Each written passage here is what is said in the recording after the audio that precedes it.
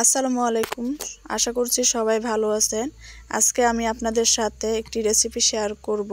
হঠাৎ যখন কিছু খেতে মনে চায় আর ঘরে যখন কিছুই থাকে না, শুধুমাত্র আটা দিয়েই এই রেসিপিটি বানাতে পারবেন। আপনারা চাইলে এখানে চালের গুঁড়ি, বেসন, ময়দা দিয়েও বানাতে পারবেন। আমি এখানে বড় একটি ভুলে 2 কাপ পরিমাণের আটা নিয়ে নিচ্ছি। এটা বানাতে যেমনই সহজ, খেতেও কিন্তু অনেক মজার হয়। তারপর দিয়ে দিচ্ছি পেঁয়াজ কুচি,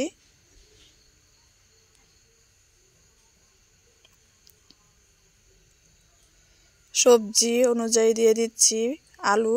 আপনারা চাইলে এখানে অন্যান্য সবজিও ব্যবহার করতে পারবেন। আর দিয়ে দিচ্ছি মরিচ কুচি। এই রেসিপিতে ঝাল একটু বেশি হলে বেশি মজা লাগে, তাই আমরা মরিচের পরিমাণটা একটু বেশি দিয়েছি। তারপর দিয়ে দিচ্ছি হলুদ গুঁড়ো। তারপর দিয়ে দিচ্ছি 2 টেবিল চামচ চিনি ফ্লেক্স। আপনারাও স্বাদমতো দিয়ে দিবেন। তারপর দিয়ে দিচ্ছি মশলা। আপনারা এখানে অন্যান্য মশলাও ব্যবহার করতে পারবেন, ম্যাগি মশলাও দিতে পারবেন।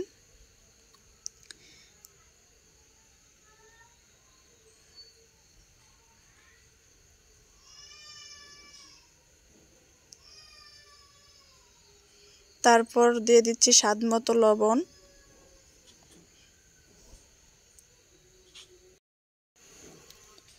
তারপর উপকরণগুলো ভালোভাবে মিশিয়ে নিতে হবে।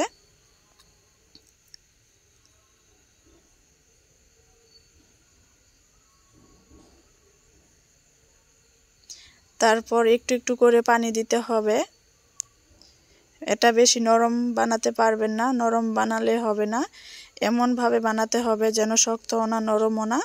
আস্তে আস্তে পানি দিবেন আর আস্তে আস্তে আটার ডোটা বানিয়ে নেবেন।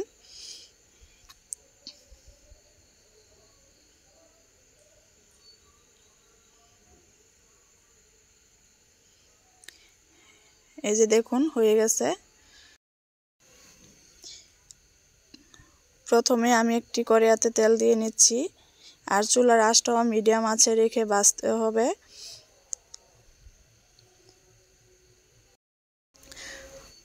অল্প অল্প করে দিয়ে নিচ্ছি, এটা কিন্তু ভাজার পরে অনেক বেশি বড় হয়ে যাবে।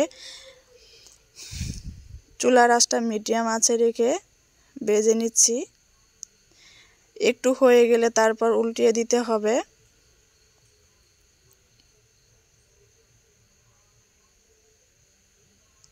এটা যেমনই সহজ, খেতেও কিন্তু তেমনই মজা হয়। আর এই রেসিপিতে ঝাল একটু বেশি হলে খেতে কিন্তু বেশি মজা লাগে। এই যে আমি উল্টিয়ে নিচ্ছি।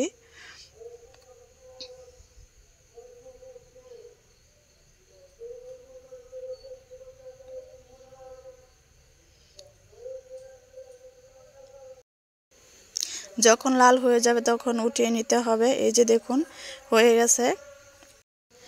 শুধুমাত্র আটা আর অল্প কিছু উপকরণ দিয়ে এই ভীষণ মুচমুচে রেসিপিটি বানাতে পারবেন। আর আমার ভিডিওটি যদি আপনাদের কাছে ভালো লেগে থাকে অবশ্যই লাইক, কমেন্ট, সাবস্ক্রাইব করে দিবেন। আজকের মতন বিদায় নিচ্ছি। সবাই ভালো থাকবেন, সুস্থ থাকবেন। খোদা হাফেজ।